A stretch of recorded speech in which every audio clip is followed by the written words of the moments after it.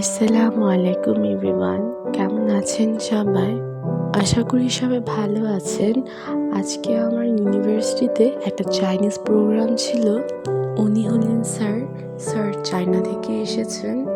উনি এই প্রোগ্রামটি অ্যারেঞ্জ করেছেন সবার জন্য।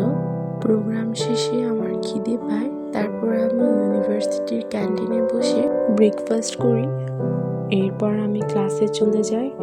ক্লাস করার পর আমি অনেক বেশি টায়ার্ড হয়ে গিয়েছিলাম, কারণ আমি সেই সকাল 8টার দিকে ইউনিভার্সিটিতে গিয়েছিলাম। বাসায় আস্তে আস্তে আমার বিকেল হয়ে যায়। বাসায় আসার পর বিকেলবেলা আমি ছাদে যাই। আমার ফুলের বাগানগুলো ঠিক আছে কিনা, মালি ঠিক মতো পানি দিয়েছে কিনা তা চেক করতে গিয়েছিলাম। আমি অনলাইনে কিছু মেকআপ প্রোডাক্ট অর্ডার করি আমার জন্য। প্রোডাক্টগুলো আমি সন্ধ্যায় আমার হাতে পাই।